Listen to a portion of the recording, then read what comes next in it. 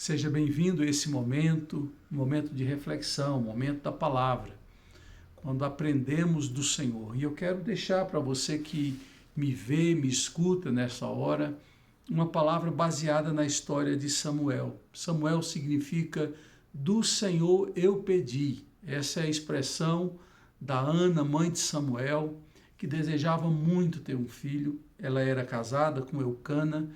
Ele era um bom marido, mas ela não conseguia dar um filho para o seu marido, e isso a angustiava profundamente, e ela então vai à presença de Deus, à casa de Deus, e ali Deus ouve a oração e concede a ela um filho. Samuel não era apenas um desejo do coração de Ana, era um plano de Deus. Deus tinha um plano, um projeto na vida de Samuel, que veio a se concretizar. Samuel nasce, passa a morar com o sacerdote Eli e passa a ser orientado, estagiado nesse tempo como um mini sacerdote. Já com pouca idade, ele ministrava, ajudava ali do templo, do tabernáculo, que naquela época não havia templo, de como adorar a Deus e encaminhar a adoração dos outros, fazer esse caminho da intermediação, da adoração entre Deus e os homens. E quando a gente lê a história do chamado de Samuel, a gente vai ver que Deus tinha esse plano de substituir Eli e de fazer de Samuel um homem que deteria três funções, tríplice funções. A primeira delas seria sacerdote, segunda seria sacerdote, e terceira, ele seria um juiz de Israel. Não havia rei nesse momento, nesse tempo. Depois de Samuel, que a monarquia é implantada em Israel, ele consegue juntar essas três funções. Jesus também juntou três funções. A diferença é que Jesus era profeta, sacerdote e rei. É muito parecido com as funções de Samuel. E Samuel, esse menino, porque o capítulo 3 diz que Deus o chama quando ele era ainda menino. O chama para ser canal de Deus, profeta de Deus, sacerdote de Deus. Alguns estudiosos dizem que ele tinha aproximadamente 12 anos de idade quando Deus falou com ele. O capítulo 3 nos diz que Deus falou com Samuel. Mas antes de falar como Deus falou com Samuel, é importante a gente entender alguns contextos. O porquê que Deus queria fazer daquele menino um grande homem?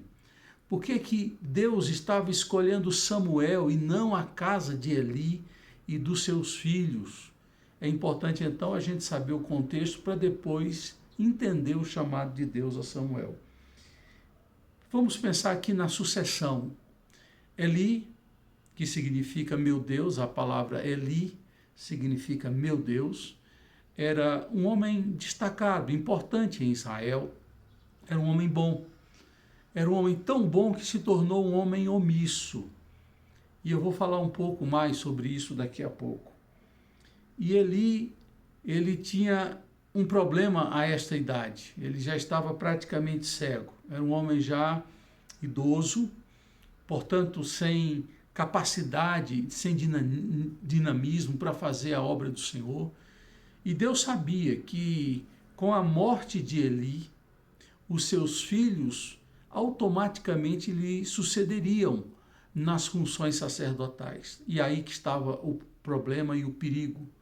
Porque quando você lê o capítulo 2 do primeiro livro de Samuel, você vai descobrir que os filhos de Eli são dois. Eles são os homens da religião. E quando eu falo homens da religião, eu estou falando de forma negativa. Eu estou dizendo que esses homens olhavam para a religião de uma forma inapropriada, como fonte de lucro, como fonte de conduzir e guiar pessoas para o seu bel prazer. Eles não cuidavam, eles procuravam meios de se beneficiar e muito, ou seja, explorar em muito aqueles que exercitavam sua fé na religião de Deus. O problema não é a religião em si, o problema é o que os homens fazem para que a religião se torne um comércio, um meio de lucro, uma fonte de engano, de promessas vãs e fúteis. Muitos podem fazer isso com a verdadeira religião. Então a culpa não é da religião em si, mas do que os homens podem fazer com a religião. Os filhos de Eli fizeram isso, eram negociantes da religião, ao ponto de que a fonte de lucro deles era o alvo, era o objetivo principal. Nos nossos dias não é diferente. Você tem muitas religiões em que o fulcro, a busca, o principal meio, atividade é angariar bens, e não de levar a salvação, não de edificar pessoas, não de aperfeiçoá-las para a boa obra, mas sim para criar neles a ganância, para que eles pensem que dando alguma coisa para Deus, eles recebem financeiramente alguma coisa aqui na terra que venha lhes satisfazer. E esses filhos de Eli trabalhavam com um egocentrismo, pensavam só em si e não nos outros, pensavam com ganância, ao ponto de que na legislação mosaica, na Torá, você tem uma determinação que a espátula direita de um animal, quando fosse levado para ser sacrificado, a espátula direita era do sacerdote, e assim o sacerdote vivia de parte da oferta. Mas os filhos de Eli, eles exigiam carne crua, ou seja, não eram carne cozida, porque naturalmente o restante do animal era cozido e era feita uma festa para chamar órfão, viúva, pobre e sacerdotes, mas eles exigiam mais, eles queriam mais, havia ganância por trás, e a religião ali era uma religião muito ligada aos bens materiais. Eli tinha um problema, ele era omisso, via os seus filhos errando e se silenciava, se omitia, se calava. E Deus então vai falar com Samuel para trazer um juízo à família de Eli, dizer que a família de Eli não iria continuar na sucessão sacerdotal e que Samuel, que não era nem da tribo de Levi, foi adotado para ser um servo na casa do Senhor, se tornaria, portanto, o automático herdeiro da função da família de Levi. Naquela época, Deus não falava regularmente. Quando você lê a Torá, os 5 primeiros livros da lei, e no livro também de Josué, Deus vai falando com o povo por meio de profetas, por meio de sonhos e revelação. No capítulo 3 do primeiro livro de Samuel, diz que naquele tempo Deus ele falava muito pouco, raramente. É o texto bíblico, capítulo 3, versículo 1, que diz, raramente Deus falava. Era um tempo de silêncio. Não é a primeira vez que Deus se silencia, quase que não sai. E você vai ter 400 anos de silêncio de Deus, quando no período até o último profeta, que é Malaquias, até o surgimento do profeta João Batista, que Deus vai usar João Batista para ser o profeta, são 400 anos de silêncio. E nesses 400 anos de silêncio não se levantou profeta. Era um tempo parecido. Não havia profetas, Deus não se revelava em sonho, Deus não falava com quase ninguém. E aconteceu algo quase que inusitado. Estão ali na tenda da congregação Samuel e Eli.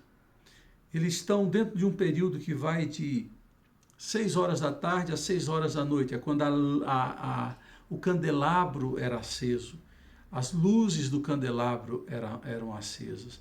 E esse evento, esse chamado acontece nesse período, quando a luz do candelabro está aceso, provavelmente na madrugada. Eles podiam dormir em um local próximo ali à tenda da congregação. Eli dormia num canto, Samuel, ainda jovem, provavelmente 12 anos, dormia em outro, e Deus chamou Samuel, e Samuel, equivocado, nunca tinha ouvido a palavra de Deus, ouvia falar de Deus, adorava o Deus de Israel, mas ainda não conhecia, por meio desse tipo de comunhão, de diálogo, de conversa, ele não conhecia Deus. E quando Deus diz Samuel, ele acorda, pensa que é Eli, se dirige a Eli, e Eli diz, não, meu filho, eu não te chamei. Isso acontece por 3 vezes. Você vai lá, primeiro livro de Samuel 3, versículo 4, 6 e 8. São 3 chamados. E por 3 vezes Eli diz, meu filho, não sou eu quem estou te chamando. E ele volta para dormir. Na 4ª vez, aliás, na 3ª vez, Eli percebeu que aquilo era Deus que estava falando com aquele menino. E então diz, olha, meu filho, quando a voz falar com você, pela 4ª vez você vai dizer para ela, eis-me aqui, fala, Senhor, que o teu servo ouve. E aconteceu exatamente como Eli havia dito. Eli, certamente, um tempo, quando ele já era jovem, ainda jovem, ouviu Deus falar com ele e tinha saudade e lembrança desse momento. Deus já não falava mais com Eli, mas ele sabia orientar, sabia dar dicas de como uma criança poderia ouvir a voz de Deus. Então Deus fala com o menino e agora nós encontramos Eli orientando o menino a ouvir e responder à voz de Deus. E quando Samuel diz, eis-me aqui, fala, Senhor, que teu servo ouve, Deus traz a palavra, é uma palavra dura, contra a família de Eli. E Samuel, então, dorme e fica em silêncio. De manhã, Eli se aproxima e quase que tirando à força o que Deus havia falado com Samuel, exige que Samuel fale, e Samuel então conta tudo, e ele, com grandeza, ouviu uma palavra dura, ele diz assim, seja feito conforme Deus quer. E de fato, Eli morre, e os seus filhos morrem, e quem sucede a esses 3 é Samuel. E aqui a gente aprende uma coisa que é muito importante para nós, que quando Deus fala, a gente precisa ter o discernimento de saber quando é Deus, ter a humildade de ouvir a palavra de Deus, porque Deus vai falar a pessoas que para nós pode ser improvável. Não seja seletivo, ouça pessoas que você acha até que Deus não poderia falar, porque Deus é livre para falar. Deus falou com Samuel, uma criança de 12 anos. Deus não falou com um velho, um experiente, um cabelo branco. Deus falou com uma criança. Então a gente cria expectativas de que Deus vai falar com certas categorias de pessoas. Não, Deus fala com pessoas as mais improváveis. E se Deus fala com as pessoas as mais improváveis, cabe a nós sermos humildes para ouvir dessas pessoas. Deus não fala com aquele que tem muito tempo de igreja. Deus fala com um da classe dos juniores, juvenis da igreja. Deus não fala aqui com quem tem mais conhecimento teológico, bíblico, mas Deus fala com a criança. Então Deus é livre para falar com quem Ele quer. Às vezes a gente pensa que só as pessoas iluminadas, conhecedoras, é que são portadoras da palavra de Deus. Samuel era uma criança. A Bíblia fala que ele era um menino. E Deus fala com o menino. Coube a Eli ensinar o menino a ouvir a voz de Deus. São as pessoas que aparecem na nossa vida para ensinar a gente a aprender a palavra de Deus, a conhecer mais de Deus e da sua palavra. Você precisa de pessoas, você precisa de gente que tenha experiência, que tenha conhecimento para dizer como se ouve a palavra de Deus, como dar ouvidos, como se aprofundar no ensino da palavra de Deus. E aí a gente vê uma semelhança muito grande com a forma que Deus falou com Samuel e a forma que Deus falou com Saulo de Tarso. Samuel dizia, eis-me aqui, quando Deus dizia Samuel, Samuel, Samuel. E Saulo, por 2 vezes, nem pensava que o Deus de Israel estava usando um grupo chamado cristãos. E quando Paulo estava indo para Damasco, ouviu uma voz, Saulo, Saulo, por que me persegues? Ele diz, quem és tu, Senhor? E Jesus se apresenta, eu sou Jesus, a quem tu persegues. e ele cai ao chão, e daquele dia em diante a sua vida é diferente. Quem ouve a palavra de Deus, quem se submete a ela, quem aprende a ouvir a palavra de Deus, tem sua vida diferenciada. No capítulo 3, versículo 20, nós somos informados aqui no primeiro livro de Samuel, que o menino começou a crescer e continuou a falar. E a nação de Israel começou a reconhecer que Deus estava com aquele menino. O capítulo 3, versículo 20 vai dizer: E todo Israel, desde Dan até Berseba, reconhecia que Samuel estava confirmado como profeta do Senhor. Ele agora ouvia direto de Deus e passava ao povo de Deus a sua palavra. Capítulo 4, versículo 1, também de 1 Samuel, diz: E a palavra de Samuel espalhou-se por todo Israel. Era um homem com credibilidade, que trazia a palavra e o povo agora obedecia e que se apresentava a Deus para crescer, para desenvolver, porque Deus estava falando por meio daquele homem, não mais um menino. O tempo havia passado, Deus estava falando por meio daquele homem. E é este homem que vai ungir Davi como rei de Israel. E antes que havia ungido Saul como rei de Israel. Ele é tão importante que ele é o meio que leva a bênção, o poder da ordenação sobre os reis. É ele que faz com que a palavra de Deus, a sua verdade, se estabeleça na terra de Israel. E quando a gente aprende isso sobre a vida de Samuel, a gente vai ver o quanto ele foi importante na vida do povo de Deus e trouxe para a história de Israel lições extraordinárias. E eu me lembro do equívoco dele quando ele foi para a casa de Jessé, pai de Davi, com o intuito de ungir o rei de Israel.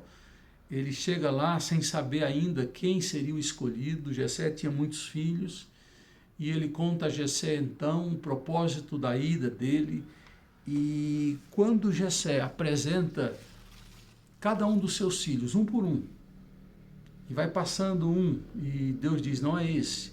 Quando chega Eliabe, um filho bonito, com porte, ele no coração disse: eis o rei de Israel. Olhou pela aparência, pela beleza, pela forma física e disse: esse tem traços, tem características de rei. Talvez ele estava ainda preso à ideia de Saul. Saul, a Bíblia diz que ele era um homem que dos ombros para cima ele sobrepujava os demais, era um homem bonito, era um homem de porte.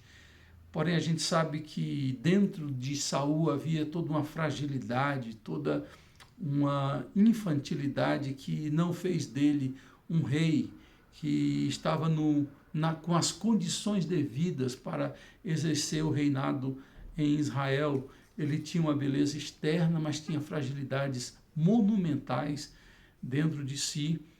E Deus diz assim: Saul, você está vendo o exterior, eu vejo o interior. Essa é uma lição que Samuel aprendeu e que a gente precisa aprender de uma vez por todas.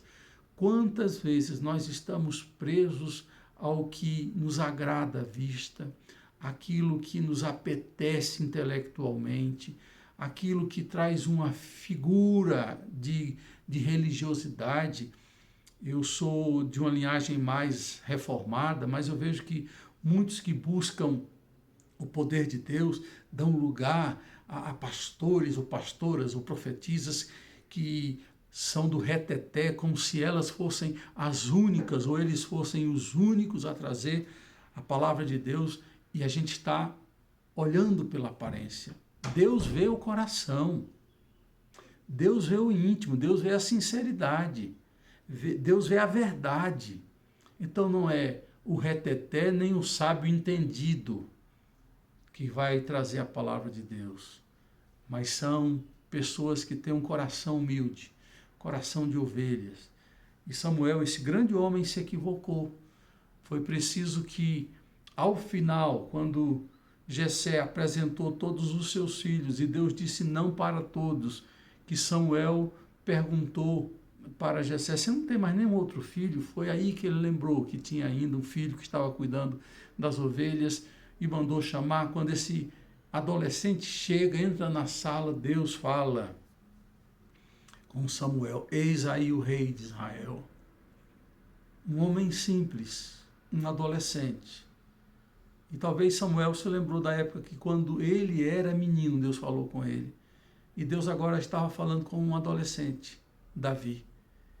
E ele então derrama o vaso de óleo sobre a cabeça daquele homem. Daquele dia em diante, a vida de Davi estava marcada para ser rei sobre todo Israel. É assim que Deus faz. Quando Deus quer, é assim. E a gente precisa entender, quando abrimos o coração, que Deus está pronto a falar com a gente. E a gente precisa estar aberto para ouvir a palavra de Deus e ser orientado a ouvir a palavra de Deus. A não viver pela aparência e não julgar pela aparência, mas pela essência. A gente tem que ver como é importante ser portador da palavra de salvação, como Samuel foi, e ter cuidado para não ser omisso como Eli foi. Que Deus abençoe nossas vidas, nossas famílias, para que a nossa família não se torne nada parecida com a família de Eli, e que nós possamos ter orgulho dos nossos filhos, como Ana e Eucana tiveram com Samuel, que se tornou juiz, profeta e sacerdote em Israel. Que Deus hoje visite a sua vida.